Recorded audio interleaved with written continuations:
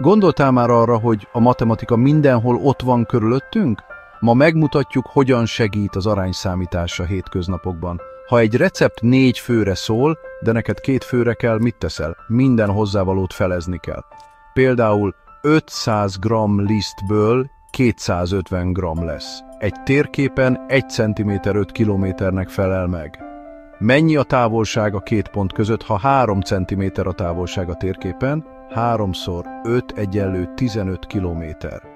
A ház makettjének méretaránya 1:50. Ha a maketten egy ajtó 4 cm, mekkora a valóságban? 4 cm szorozva 50-nel egyenlő 200 cm, azaz 2 méter.